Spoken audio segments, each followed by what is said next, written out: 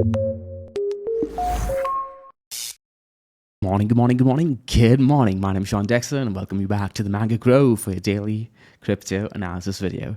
All right, in today's video, we're going to be doing something a tad bit more different. We're going to be covering Kaspa and Sui.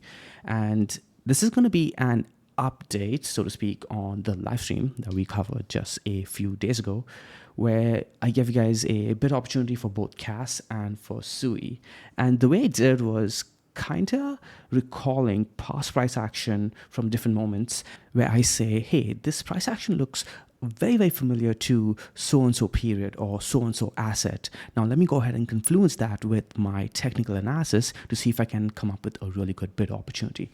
So we're going to start with KAS. Now, of course, you do want to start off with the dashboard at all times to get an idea of how you should be playing the asset, right?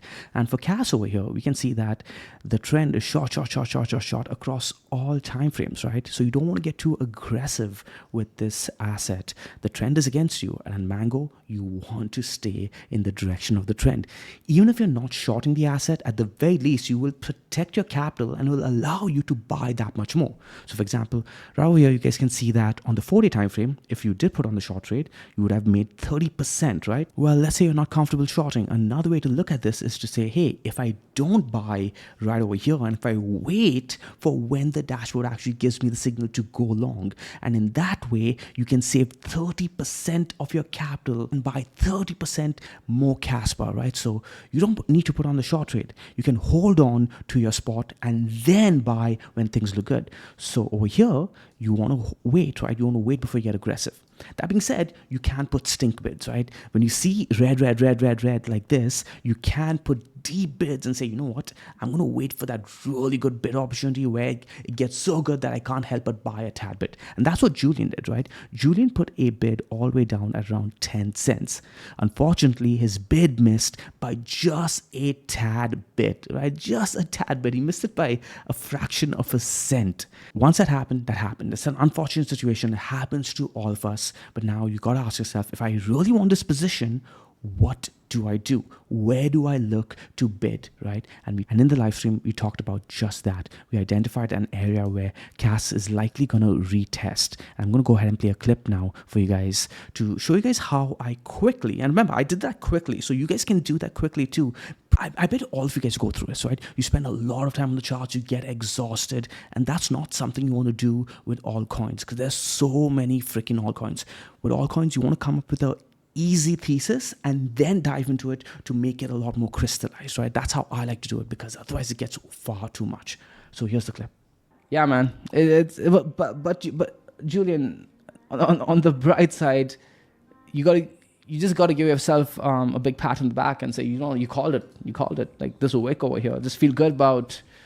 You didn't get the actual win, but the play was good, dude. You can replicate this now in the future. Really, really good stuff. Like how would you manage this? Doesn't this look like COVID? Like this, I mean, it's not COVID, of course, but does it not look like the price action?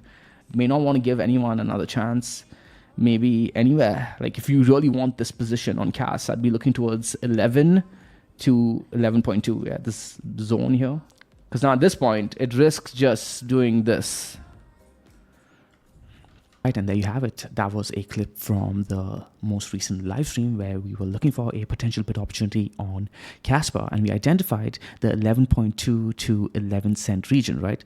And Kaspa did come down to that region. And what was important there was how quickly I was able to identify the price action being familiar to COVID. Now, that didn't need to be correct because remember, you want to look for something like that and then dive deeper into it, right? Now, I was doing it on live stream and I wasn't putting a position on KAS, so I didn't need to do a deep dive. But you guys should be able to do the same thing and put a little bit more time into it after identifying a potential easy bid opportunity, right? So it should be something like this, where you identify, hey, this looks a lot familiar to XYZ. Let me dive into it a tad bit more to see confluence with with any of my systems or indicators that I like to use, right? So what we did at the time during the live stream was say, hey, this looks a lot like the price action during COVID. And since I was so familiar trading COVID, I was like, okay, let's go ahead and see if we can come up with a bid zone, right? And we identified 11 to 11.2. And this was very familiar to COVID to me, right? You guys can see the big dump over here, the capitulation, and then this price action over here was very familiar to the COVID price action right over here, right? So this is Bitcoin's price action during the entire COVID mega dump. You guys can see that we had a flush down, price got picked up, and then a higher low, and then we just grinded to the upside. And you guys will remember what I said in the live stream. I said the risk now is this just moving up. But why is it a risk? It's only a risk for people who want that KAS position. If you're just simply trading it and you have no long-term goals of accumulating a long-term position on KAS, then there's no risk because you can find another asset. But if you are looking to get a KAS position and it's part of your strategy, part of your portfolio goals, then in that case, if you missed your bid down over here, right? Like a lot of people during the COVID dump who wanted to get their Bitcoin position, they kept waiting and waiting for another move towards the downside and it never came. Price just grinded up, right? You can see it right here. It just grinded up, kind of like how I drew it out in the live stream. So when you identify moments like that where there's a huge rush down and then there are eager bidders who did not get their bid, they're going to start scaling in. You have that idea, that thesis that, hey, you know what?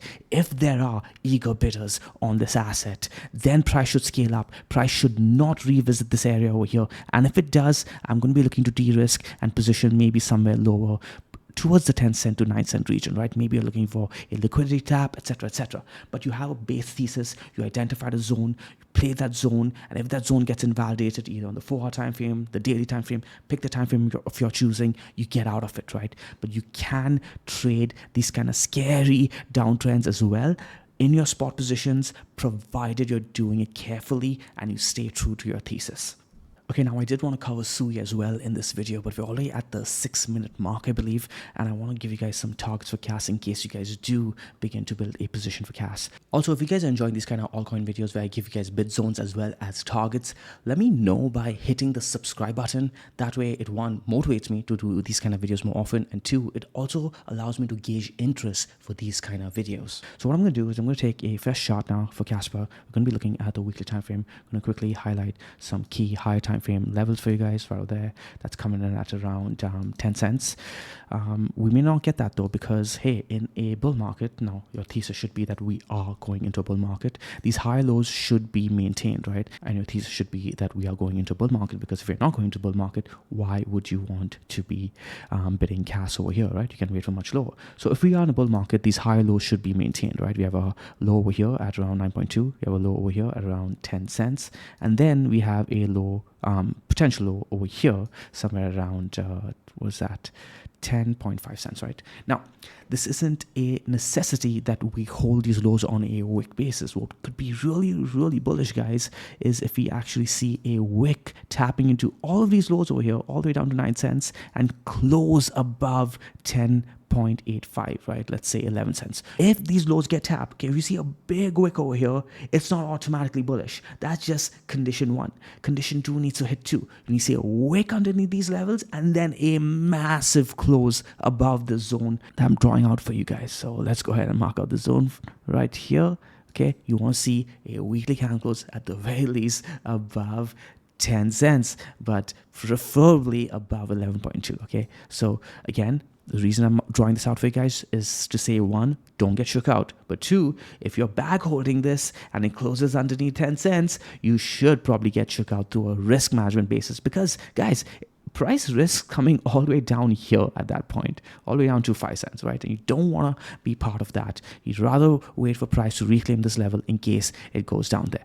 Here I am, supposed to be talking about targets, and I'm talking about downside risk. But hey, that's Mango for you guys, always looking to protect you guys first. Okay, targets, very, very simple on this one. First target, major target right over here would be around 17 cents. So that's a huge move, right? It's a good 60 to 70% move. Yep, right over there, 66% move. So if you guys build a position position leading into that rally to around 17 cents. Over there, I would be looking to take some profits, right? Because that was essentially one of the breakdown points for KAS, and you'll have a lot of bag holders looking to take profits over there. Okay, so you don't want to be holding a thick position into that resistance zone. Now, the next target after that, of course, is going to be around 19 cents. That's another region where you'd want to maybe take some take profits. For reference, by the way, let's go ahead and take a look at where traders like me took profits, right? And you guys can see that we took profits around 18 cents to around 17 cents, right? So you can see these zones that were important to us as traders on the way up are going to continue to be important, right? So you can see confluence now between historical regions that we took profits at and where we'd be looking to be interested as traders again, right? So 17 cents is going to be something you guys definitely want to be wary about. As spot traders looking for the big one on KAS, that's where if price reclaims this level, that's where you guys can look to add to your positions, because you're seeing strength in that zone, right? So let's just go ahead and mark out this entire zone over here, okay? So if I was a spot trader on KAS, right, I'd be looking to bid this and look for high lows to bid, stop somewhere around here. I won't bid anywhere above 13 cents, and then I'd wait for this zone to get reclaimed around 17 to 19 cents. If we reclaim that, the game is on, looking towards 40 to 50 cents. Yeah, so that's KAS, guys. The next video, I'm going to do something very similar on SUI, but if you guys want that video, let me know. Show me your interest in the comments down below. And if you're new to Mango, hit the like, hit the subscribe. It goes a long way in motivating us to continue to put out these kind of educational videos. I'll see you guys in the next one. Keep it Mango, keep it easy, keep it stress-free. Ciao.